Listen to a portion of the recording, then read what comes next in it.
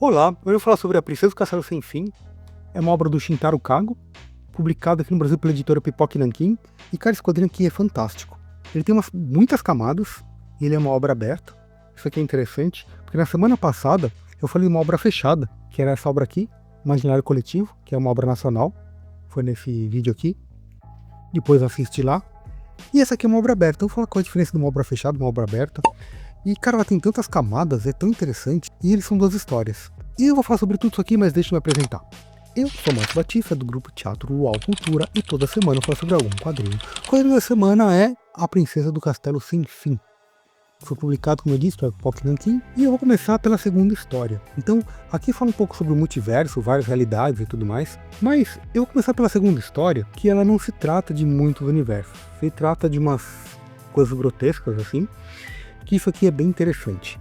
Começa com um suicídio. Esse cara aqui vai fazer um seppuku, né, ou harakiri, porque o hara, que seria o estômago, seria a essência vital. É uma parte muito importante, né, como se fosse a vida, a alma deles, que estivesse ali. Eles ficam em extrema agonia, por quê? Porque é uma morte lenta. Então, é para mostrar honra e coragem eles cortarem essa região do corpo também. E sempre tem um assistente. Quando a pessoa está em muita agonia, eles cortam a cabeça. E isso que ele está fazendo aqui.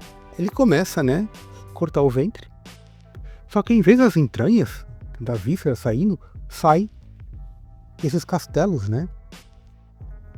E eu vou falar sobre a simbologia deles quando eu falo da primeira parte. Mas saem vários castelos do estômago, né? Aí o pessoal acha estranho e corta a cabeça do cara. E quando corta a cabeça, sai esses castelos pela cabeça também. Então isso aqui é a introdução da segunda história. E aí começamos as 12 irmãs do Castelo Sem Fim e tal. Então a gente conhece aqui esta torre deste senhor. Cada torre que tem aqui é de um senhor diferente. E esse tem 12 filhas. A torre dele é bem próspera. Tão próspera que começa as torres vizinhas que não tem tanta abundância, elas começam a guerrear com eles em troca de posses, né? Mas o centro desse castelo, ele não tem armas, ele não tem um grupo militar, então ele não consegue se proteger. Então o que ele faz? Ele tenta fazer um acordo de entregar filhas para parar a guerra. Então ele entrega uma filha para o castelo que estava brigando com ele. Aí o outro castelo também vê isso e começa também a lutar com ele e tudo mais. E ele entrega a outra filha, depois entrega a outra filha. Então ele entregou 3 filhas para 3 senhores diferentes. E cada um desses senhores começou a torturar a filha. São umas torturas bem horríveis, né? Tipo, você sabe que tortura é tudo horrível, né? Mas o primeiro ele faz umas coisas sexuais e também prende ela numa espécie de aquário, então ela fica com os peixes enquanto ele abusa sexualmente dela. Aí a outra, ele corta pedaços da pele e coloca vermes dentro e costura de novo. Então, sabe, são umas coisas horríveis assim. Essa aqui é a dos vermes. Aí o que acontece? As outras filhas ficam putas, né? Falam com o pai, brigam com eles e fazem um protesto. Então todos se juntam e vão se matar em protesto com o pai, né? E aí o pai não vai ter mais mercadoria de troca. E quando elas fazem o mesmo ritual, né? O seppuku, ao invés das entranhas, saem esses castelos infinitos aqui. Só que eles têm uma velha senhora, uma feiticeira com eles, que entende a situação, que é a Baba Yugo. E aqui isso é muito interessante, né? Porque Baba Yugo parece com Baba Yaga, né? Que é aquele mito eslavo, né? Daquela feiticeira que andava naquela casa com as pernas de galinha e tal. Eu acho que isso aqui é bem proposital para você fazer referência, né? Sonora com a Baba Yaga e tal. E essa Baba Yuga, ela tem interessante porque tem uma parte que ela arranca o olho dela, vira e coloca de volta no globo ocular, só que virado para dentro, para conseguir ver por dentro dela. Então tem essas bizarrices, né? Mas, tá vendo lá? Vira o olho para conseguir ver dentro do interior dela, assim. Isso aqui é interessante porque o Shintaro Kago ele usa esse grotesco absurdo como uma linguagem simbólica e não como um panfleto, né? Não é uma coisa panfletária. Porém, as camadas desse quadrinho aqui tem muita crítica social, muita crítica política, fala sobre fatos históricos, sabe? Então isso aqui é bem interessante. Os intestinos, né? Todas as entranhas das mulheres, elas têm que parar no mundo real, né? E que transferidas aqui para as colunas. Parte das colunas entram no corpo delas. Então ela vai explicando o porquê e tal. E aí o que essa mulher faz? Ela enfia o braço dentro do abdômen de uma dessas meninas, enquanto tá correndo a guerra aqui, tá vendo? O pessoal dá um tiro de canhão na muralha, aí faz uma ponte para invadir, né, a torre. Então, enquanto tá acontecendo a guerra, essas minhas irmãs estão ali, fazendo isso desse protesto contra o pai. Mas a Baba Yugo, ela pega e coloca o braço dela dentro do abdômen da mulher, né? E quando acontece isso, o braço da Baba Yaga se transporta, né? Gigantesco ali para as muralhas, igual para as torres, né? Igual o intestino delas que já estava ali, né? Então, elas percebendo isso, elas começam a agir, cortam o abdômen, enfiam a própria mão no ventre para ir contra os inimigos do pai. Só que uma pensa assim, poxa, o nosso maior inimigo é o nosso pai. Então, ela se corta, coloca a mão dentro dela e pega o próprio pai, ó.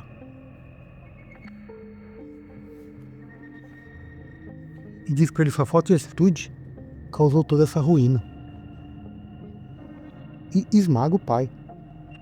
Então, essa segunda história termina assim, com todos esses braços aqui, que vingaram os senhores que maltrataram as irmãs, e inclusive o pai delas, né? E isso aqui é interessante porque o pai delas não é apenas o pai delas, ele é o patriarca de uma nação. E as torres aqui, elas são as nações. Que na primeira história, a gente vai acompanhando esse Nobunaga. E um outro fulano que é o Mitsuhide. E a esposa do Nobunaga, que é a princesa Nou. Essas três pessoas existiram realmente. Inclusive também, outro senhor do castelo das duas irmãs, parece que também existiu. Então são personalidades históricas, porém os fatos narrados aqui, né, não condizem tão bem com a realidade. Eu fui dar uma pesquisada, né, na Wikipedia e tudo mais, né, no Google e ChatGPT. E o que acontece? A história oficial é que o Nobunaga foi uma pessoa muito importante. Na época o Japão era dividido em alguns reinos e tal. Ele que unificou o Japão todo, que ele invadia, conquistava, ele fechava os castelos e queimava ali com todo mundo dentro e tal. Então é um cara bem cruel. Só que ele que unificou todo o Japão. E o que acontece? O Mitsuhide, que aparece aqui, era o vassalo dele. E teve um momento que esse Mitsuhide, na história, ele traiu o Nobunaga e assumiu. Só que ele só assumiu por 13 dias, que depois ele foi morto. Só que isso conta como a história mais aceita, porque tem algumas outras versões. Tem uma que mostra que o Mitsuhide matou, só que a versão oficial mostra que o Nobunaga foi traído, né, pelo vassalo, se refugiou numa sala, se trancou e fez o harakiri, ele que se matou. Então tem muitas versões. Agora da Princesa Nou, por exemplo, tem poucos registros e tem muitas lendas. Ou seja, a própria narrativa tem muitas narrativas. Então eu acho que ele pegou essas pessoas históricas e fez uma outra narrativa, a narrativa dele. Então aqui mostra que em um castelo o Nobunaga conseguiu matar o Mitsuhide, no outro Mitsuhide matou o Nobunaga. E nesse momento tem uma divisão. Isso aqui é interessante porque o Castelo Sem Fim não é este aqui, que são torres do Castelo Sem Fim. O Castelo Sem Fim a gente não vê, porque ela fala quantas torres tem. Uma dessas torres aqui é do senhor lá das 12 irmãs. Outra torre é do Mitsuhide agora. Outra torre é do Nobunaga. Só que quantas torres tem? Então as torres a gente não consegue ver o final delas, né? Por quê? A torre é o próprio Japão. É como se fosse um tronco de árvore, que seria o Japão. Esse tronco vai subindo e começa a ramificar para todos os senhores que tiveram. Uma metáfora para o sistema hierárquico, de castas, de feudalismo que teve no Japão. Então, isso aqui é interessante porque são um monte de casinhas uma em cima da outra, porque vai subindo a hierarquia. Só que tem um momento que na torre do Mitsuhide tem uma torrezinha menor. Por quê? Porque na história do Mitsuhide, aqui no quadrinho, mostra que teve um momento que ele tinha acabado de matar o Nobunaga, ele foi embainhar a espada dele e se cortou. Ele se matou, sem querer.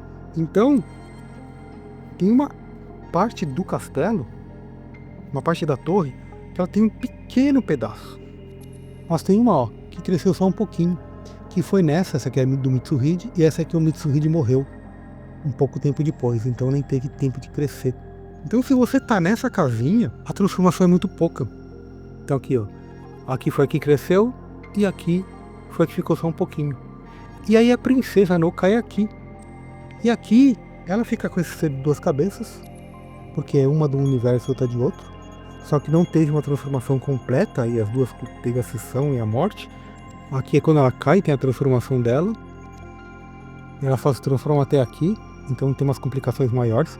Que a gente vê nas outras, o pessoal vai se transformando e vai crescendo, porque os dois lados estão evoluindo, né? Até que o corpo não aguenta e colapsa. E aqui eles decidem que todos vão se matar, porque eles não têm o porquê viver desse jeito, monstros, né? E a cabeça deles pensa muito igual, porque teve apenas um pouco de tempo. Só que isso aqui é interessante porque a mínima diferença na narrativa cria uma outra narrativa muito diferente. E aqui, quando ela tenta se matar, a outra impede. Então todo mundo fica abismado assim, mas como vocês estão pensando diferente se vocês tiverem tão pouco tempo, tão pouca transformação, vocês duas deviam se pensar iguais, já que vocês são uma mesma pessoa.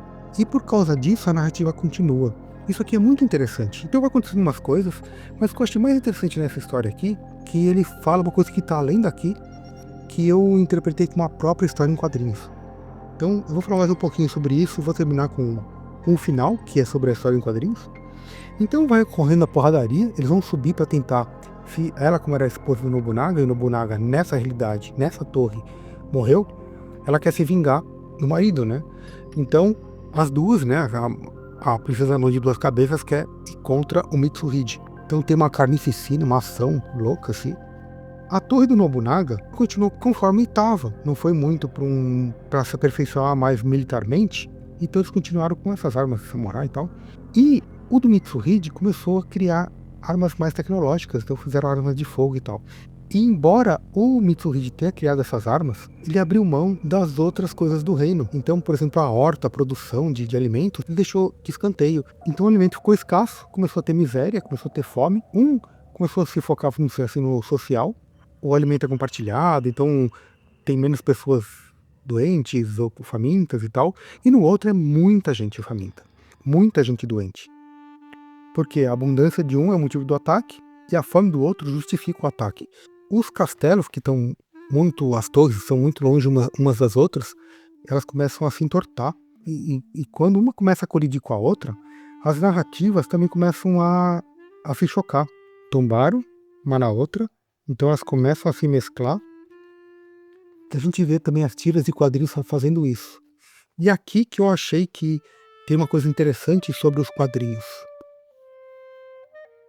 Fora todas essas camadas sobre política, história e economia e sociedade, quando começa a se chocar, as pessoas que estão nessas duas realidades começam a se mesclar. Aqui, na verdade, são duas pessoas diferentes, que elas começam a se mesclar numa só. Tá vendo? E aí não é só uma torre que começa a se mesclar, são várias torres. A gente vê, então, várias narrativas. Porque cada torre, como ele disse, é de um senhor. Tem aquela hierarquia feudal, né? Então, representa o Japão, porque representa cada momento do Japão. Em um momento, foi o Nobunaga, que foi o patriarca daquela nação. Em outro momento, foi o Mitsuhide. E teve outros senhores, né? Os daimyos, né, do Japão. Então, cada uma dessas torres é uma dessas narrativas. Só que não só essas três colunas aqui. Aqui temos seres antropomórficos. Aqui temos um robozinho, tá vendo? E aqui temos tipo um alienígena. Então são três narrativas bem diferentes do que é mostrado até agora, que embora tenha esse absurdo e tudo mais, é uma situação de realismo, né, de pessoas reais, uma situação absurda, só que aqui a gente vê seres antropomórficos, robozinhos, alienígenas. Então o que é isso aqui? E aí eu pensei aqui, puxa, isso aqui é interessantíssimo porque é um jeito do Shintaro Kago tá falando assim, ó, tudo cabe nesse universo 2D. O universo 2D só tem duas dimensões, né? Comprimento e largura. Só que a gente faz uma ilusão criando o 3D, que seria a altura ou profundidade, né? Com a perspectiva. E aqui tem uma outra ilusão ainda. Temos o 4D, né? A quarta dimensão, que é o tempo e o espaço. Ele consegue em 2D até simular o 4D. E aqui ele tá falando assim, poxa, né? Tem muitas narrativas. A história em quadrinhos cabe muitas coisas. Então isso aqui eu acho que é uma homenagem aos quadrinhos, na minha opinião. O que você acha sobre isso aqui? E a história termina com a princesa No e o Mitsuhide juntos no universo. E aqui é interessante porque ela tá tentando vingar desse cara. É como se fosse um antagonista do outro. E aqui eles estão juntos. Por uma vida, né? Por uma linha narrativa. Então, cara, isso aqui eu achei fantástico. E eu queria falar mais um pouquinho sobre o multiverso. Porque quando eu tava lendo esse quadrinho, eu lembrei disso aqui. Espaço, Tempo e Além é um livro da editora Cultrix, que ela publicou tipo 98, 95, sei lá. Faz tempo que eu tenho isso aqui. Isso aqui ele fala sobre a física quântica, física relativista e tal, só que de um modo filosófico e espiritualista. Não é religioso, é espiritualista mesmo.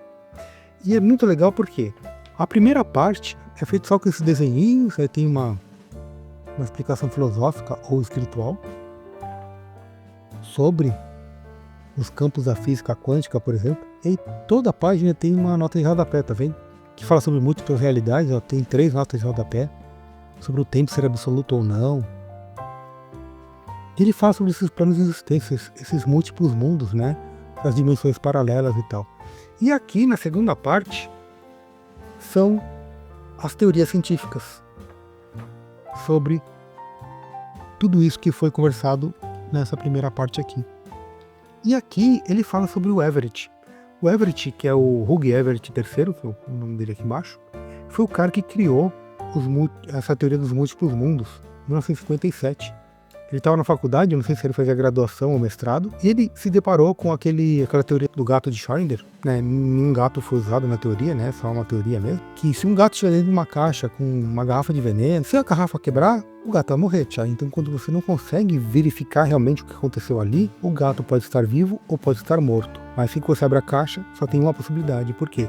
Você tem 2 opções. Uma delas colapsa, e você só tem uma. Então, tá vivo ou tá morto? Quando você abre, ele tá vivo, bacana. A possibilidade dele tá morto, colapsou. E quando o Everett vê isso, ele fala assim, existem 2 possibilidades. Então, a realidade vai se ramificar para a possibilidade dele estar vivo e a possibilidade dele estar morto. E ele faz uma tese sobre isso. Até 1960, essa teoria dos múltiplos mundos ficou só na academia. Só que em 1960, 3 revistas científicas começaram a publicar sobre isso. Uma foi a Scientific American, né, que é a revista de divulgação científica.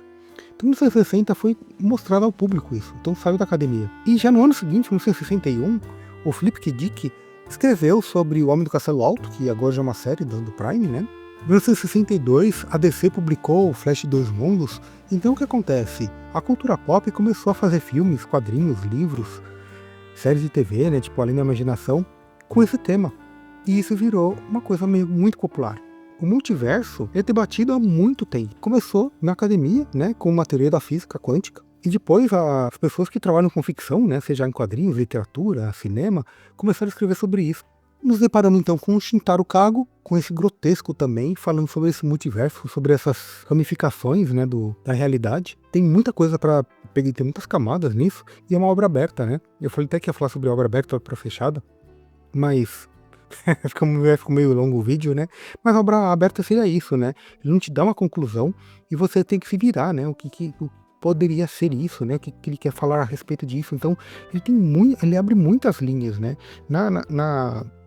Por exemplo, nas Duas Irmãs, eu pensei muito sobre a Simone de Beauvoir, porque ela fala sobre o corpo feminino transformado em espetáculo, em mercadoria, em punição, e é muito o que o Shintaro Kago fala sobre isso também ali. Só que foi assim, poxa, será que ele leu a respeito e tal? Talvez não, mas acontece que tanto ele quanto a Simone de Beauvoir, eles olharam para o mesmo abismo, né, para aquela dor, e falaram assim, poxa, como que eu posso retratar essa dor? Né, essa coisa que incomoda, né, sobre as mulheres sendo usadas como mercadorias, né, porque o pai delas põe ela como mercadoria, ela não faz parte do legado. Até quando ela pega o cara ali pela mão e fala assim, poxa, você vai me oferecer o castelo agora, eu vou continuar o seu legado? Ele fala assim, não vai não, você é mulher. Não. E ela esmaga o pai e fala assim, poxa, né, a sua falta de atitude criou essa tragédia. Então, cara, isso aqui quando eu li isso aqui, eu falei assim, cara, isso aqui é muito a Simone de Beauvoir, né? Só que talvez eu não tenha nem pensado nisso. Mas tem essas camadas que você como leitor faz, por quê? Porque ele deixou a obra aberta. Então você fala assim, poxa, você pode expandir a mente, assim. Mas, cara, o vídeo já ficou longo, eu falei que ia parar de por aqui, né? É isso, gente. Se curtiu, compartilha. Vou deixar o link na descrição, caso você queira comprar esse quadrinho ou qualquer outro pela Amazon. Compra pelo nosso link, que ajuda o canal. Mas o que mais ajuda o canal é o comentário, o joinha, a inscrição, o compartilhamento, essas coisas de internet. Então curte, compartilha, se inscreve, comenta. Grande abraço e até mais.